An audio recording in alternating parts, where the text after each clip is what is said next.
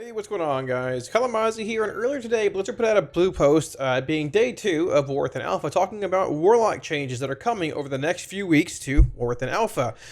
Things likely concerning the class tree, all 3 spec trees, and a couple things along the way, hinting at what they want the spec to look like, what they're going to change, what the problems are, well, currently with Warlock. So, this video, hopefully a bit shorter than usual. Want to talk a bit about them, give my thoughts on them, what I think it might mean for all that, and yeah, go from there. Also, quick heads up. My internet blew up today. I don't know what happened, but this video is being uploaded by my phone. It's tethered. Hopefully, I'm back streaming soon. If I'm not, I couldn't tell you. I'm over it. By the way, I'll do my best. Hopefully, it's fixed tomorrow. But man, it's been a long few months. All that being said, let's get into it. All right, so like I said, I'm sorry for not streaming today, or I guess yesterday, maybe today, we'll see. I mentioned it a second ago, my internet broke midstream Friday. It just blew up. I don't know what happened. Hopefully they're fixing it tomorrow, but chances are low it's going to happen because it's me. I think the worst luck possible. So moving on from there, getting into the post here. Greetings, Warlocks. We've been very excited to see the community's reactions to Warlock hero talents, and we appreciate all the feedback from Warlocks, right? In the coming weeks, you'll see multiple changes to the Warlock class and specialization trees, and we like to provide some context for these changes here.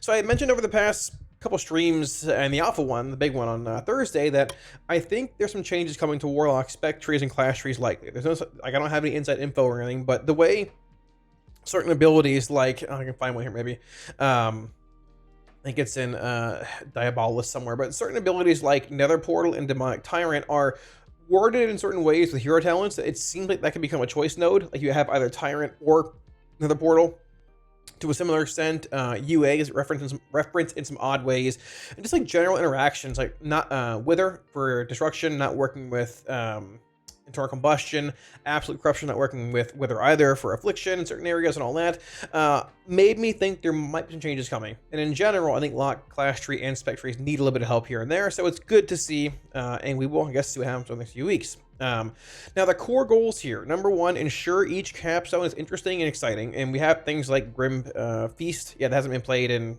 2 years roughly in any kind of PvE setting. The Eyeball and the Man in a Cage, which, to be fair, like Soulkeeper is cool, but just not really relevant enough, right? And Soulburn, amongst other things, in the AF tree, Demo and Desert trees, right? So that's cool to see. Number 2, reduce the amount of throughput talents to free up utility choices. So when I see this, I instantly think of Seize Fatality. Now, I'm not sure what they're referring to when they say throughput, because like throughput can mean a handful of things, I guess, depending on what you're looking at. Just talents that are like little, not amazing, not terrible, and sort of feel like they're just like filler traits, right? And this comes to mind very easily for Affliction. Maybe things like Dark Virtuosity, things like Kindle Malice, maybe just, those like flat damage increases, maybe looking at being changed at some point in the next few weeks.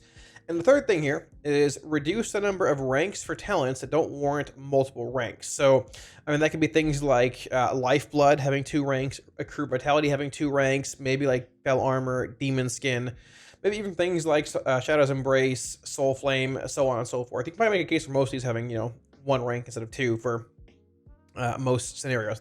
Profane Bargain being another great example here too. Also Resolute Barrier, a lot of options and things along the way, right? So those are the 3 things I want to hit on for like the general, I guess, structuring or restructuring of trees here, but there's more on each spec. So for Affliction, the Affliction specialization tree forces a choice between single target or multi-target profiles rather than providing a viable build that is adaptable in both situations.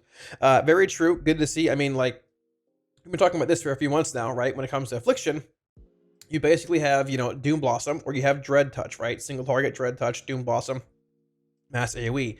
If you play Doom Blossom, missing out on a lot of single target via Dread Touch. If you play Dread Touch and Plus, you're missing out on a lot of AoE via Doom Blossom, right? If you try to like hybridize a build, just play a different spec, right? Honestly. So that's very good to see them hit on that right there.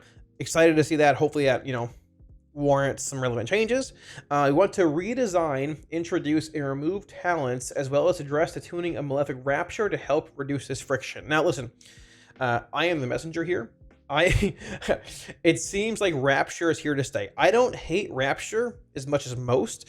I would prefer a UA spender playstyle for Affliction. UA is your shard spender, but at the same time, there were issues with Affliction back in the day when you had UA as a spender that Rapture solved. But at the same time, Rapture brought its own handful of problems, like, Siphon Life being played basically everywhere due to its interaction with Rapture, more dots, all that, Dread Touch stuff, AoE versus single target profile, and the way it's structured in the tree here. So we're going to see where that goes. I am a huge fan of them saying, hey, you can do big AoE or good single target, but not both. We'll look at that. That's great. Awesome to see. Very cool. And the redesign, introduce or remove talents, as well as address the tuning of Rapture, also interesting. I'm curious if their vision with Rapture maybe even revolves around it being your main spender, like in AoE as well, due to the way Soul Harvests are structured, by Demonic Soul being Rapture based only, no seed, right? The same when it comes to Shadow of Death being Rapture based only, no seed. So we're gonna see where that goes. But either way, as far as like the single target versus AoE profiles, the AF is, I guess, has and is lacking the other form, right? They're aware of that. They're going to address that, so that's good, and we will see where it goes. And as far as Rapture's concerned, I mean, let's be honest, we knew it wasn't really going away anyways because they referenced it in a handful of talents that came out, but there's that, right? So moving on to demonology here. For demonology, we want to focus or address the number of long cooldowns available as Nether Portal, probably, maybe GFG. It was not super long, but like, that weird desync, right? As well as reduce the amount of resource flooding. We'll also look at underused talents such as Doom. The feedback provided during S3 was instrumental, S3 being Doombrand season, right? This one we're in now currently, in helping illuminate a path forward for Doom, and you should expect a redesign of it in the future build. The wording is funny, a path forward for Doom. So I'm going to be honest, I would likely guess Doom becomes Doombrand or some kind of Doombrand-esque talent. We have like Doombrand here and something that builds upon it here. Very likely. I could be wrong, I don't know. I think Doombrand for the most part has been pretty well received. Some don't like it. I don't know what to tell you. It is what it is. But likely possibly becoming some kind of like Doom brand-esque ability. At the same time, they want to address the amount of resource flooding that we have, which I don't know what this necessarily means. Like, core economy has been nerfed a bit. I mean, Born of Blood was hit. We lost Third Dog. The Imp refund talent over here has been changed as well. And just general, like, core refunds have been reduced since, we were in Aberrus, right? And there are some times where I do come close to overcapping on demonic cores when we have high RNG and all that, right? But I'm curious what this means. I'm curious to see where it goes, because I'm open to seeing where it goes and all that.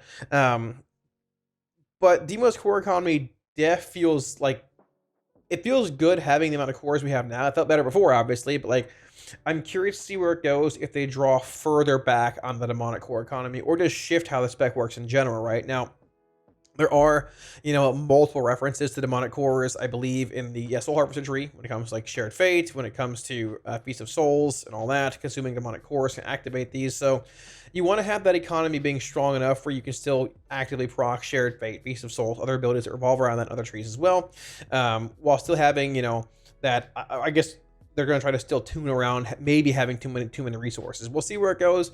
Not really sure, but I'm open to seeing where it lands, right? Also, the number of long cooldowns. This is another portal. I'm guessing it's another portal, right? 3-minute cooldown, very awkward. I'm still guessing that Portal and Tyrant are likely a choice node, possibly, very likely, maybe, based on how things are worded here. Like, I think it's Diabolus that has, Nether Portal, Tyrant, and Infernal grant Diabolic Ritual. Seems a bit awkward giving Demonology 2 ways to grant a ritual versus Infernal being 1 for Destro. Likely a choice node there. I don't know. We'll see where it goes, but both of those are interesting, and I guess we will see where it lands in the next few weeks. Next couple builds, right? Now, we finally have Destruction here. Destro is also an interesting spot because we're all very aware of the actual, Inferno being this talent here, not Inferno damage profile that it has going into S4, and it's had for a long time. You pull a bunch of mobs, you do insane AoE, you crush everything, right? But without that, and these average 1-pack pulls, your damage is pretty mediocre, right? For Destruction, we have plans to reduce the fluctuation in power based on target count. This, to me, this goes right to Inferno. They're going to tweak Inferno in some way, shape, or form. We also want to take another look at how Destruction plays in multi-target situations, which I'm assuming this is like probably Havoc settings, like AoE, probably also AoE, but possibly Havoc settings. Like, Destro is known for being like the king of 2-target cleave, 2 target cleave, like Kurog and things, involved in Incarnates. There wasn't even a Death Warlock played. A lock in general played on Kurog in early Vault, right? It's been buffed a good bit, but it's not what it used to be when it comes to having Havoc Cleave, right? So it could be looking at addressing that possibly, and look for ways to improve underused talents such as Cataclysm, which is being played a good bit now, and Soulfire. Now, Kata, obviously, being played in S3 now. I'm likely going to be played in War Within a good bit because of this talent here for playing Diabolist, which gives you an Overlord when you cast, or a Fiend, I'm sorry, when you cast Cataclysm that launches 2 Chaos Bolts, right? So if you are playing Diabolist Destro in War Within a few months from now, likely whenever it comes out, this gives Kata that single target relevancy, which could be what they're referring to here, or maybe more changes to come. Either way, I would venture to guess Cataclysm is a standalone talent, probably not sharing a node here with Inferno. And I would also venture to guess that Inferno is likely gone. It might stay around. I don't know. Maybe they tweak and tune it a bit. Not really sure. But they don't seem to like that, you know, the fluctuation of power and target, like heavy target-based pulls for Destro, right? And to be fair, it's very, very good in these settings. Look at Algothars, look at the MDI and all that, right? But at the same time, like when you can't make those pulls in pug situations and dungeons and all that, it's actually sort of mediocre. It's been so frustrating for me to explain, should someone play Destro or Demo in a key? Not when they ask the question, but like, I feel like I'm misleading them when I say Destro is very, very good, but it's also like with 5 asterisks on the high end in coordinated groups, when you're pulling multiple packs, when you're pulling around your Infernal, when it's Thursday night, your leg's in a bear trap. But when you meet all 10 different criterias for this thing, it's utterly insane. But if you don't, it's mediocre, right? And it's been very hard to explain that. And just in general, the kind of playstyle that it has, probably not being viewed as like incredibly positive. I don't know. That could be, you know, a different thing looking at here. I'm not really sure. But yeah, Kata and Soulfire. Soulfire used to give you an instant cast Incinerate whenever you cast it. It wouldn't apply Immolate. That was way back in, I think it was maybe Shadowlands or whenever it was introduced. Maybe it was Dragonflight Alpha. But either way, we'll see where Soulfire goes if they buff it more. I mean, it's close to being played in single target now. But we'll see what happens. Maybe have a conflict rate like Backdraft effect. Soulfire would be nice, so you can sort of play around that and have a long cast time on it. It's a 3.5 second cast, right? Or to see where it goes to. But yeah, so as far as Destro's concerned, likely changes the AoE profile. Kata and Soulfire staying around, obviously, and probably the core of Destro staying where it's at. But things changing a bit here and there. No more Inferno gen, I would assume.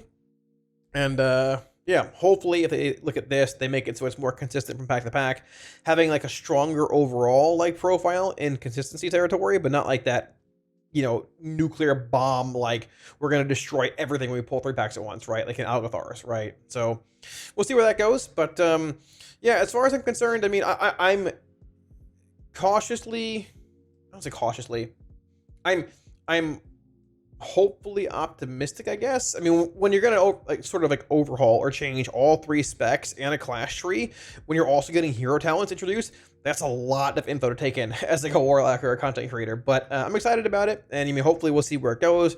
It'll hit on the issues we've had for a while with the class tree and things like that. Maybe getting Grand Warlocks over in the class tree. See what happens from there. And yeah, hopefully we end up with a very strong and exciting version of Warlock, because the hero talents are all bangers. I think they're all very fun. But class trees and spec trees need a little bit of help, but it's on the radar. So thanks for watching, guys. Wraps it up. And hopefully, if you had any questions or concerns about the blue post today, this might have answered them or helped alleviate some concerns about the Warlock changes that are probably coming over the next few weeks. I apologize for sounding so just whatever in this video. I'm tired. Of my internet having issues. I'm tired of moving apartments. I'm tired of everything. And I'm so pumped for Alpha that we're in. And it was so cool streaming for half an hour today, and my whole router is blew up. And yeah, I don't know. So I'm sorry I'm a little down, but hopefully the video answers the questions you all might have had about this stuff and everything. I hope to be back streaming, I mean, today, if the internet works, but the last time they were out here, they said, well, we fixed it, but it might break again. If it breaks, we got to dig trenches. Trenches. Don't know what that means. I get war flashbacks. I don't know what that means. It doesn't sound good. Hopefully that he was exaggerating. I don't know, but I'm just a Florida man, one-man team, and yeah, hopefully it works out. But But anyways, if you want a link to the blue post down below, I'll put a link in the description if I remember. If not, it's on Wowhead. If you want any week orders or add-ons, Twitch and Discord links down below also, where they're all free for you guys. Before ending the video, a massive shout out to my patrons for all support on Patreon. Like always, thank you a million times, guys. As always, I really, really appreciate it. Thank you for all support. If you're looking at supporting on Patreon, should be a link up here, as well as down below in the video description. Now, if I can't get my internet working in this apartment today, whenever this video comes out, I'm going to try and stream somewhere else for a day or two, but my lease is up in my old apartment in 2 days, and I don't know. But I'm pumped for Alpha. Warlock's a lot of fun. And hopefully we can play it a bit. At the same time, I have videos to make, and we also have S4 coming out in like 3 days. And I have 3 guides to make, which are going to be coming out hopefully before the season begins. It might be a bit delayed because I have no internet, but we'll see where it goes. So all that being said, like always, guys, thank you for all support. Thanks for watching, and I'll catch y'all again soon. Peace.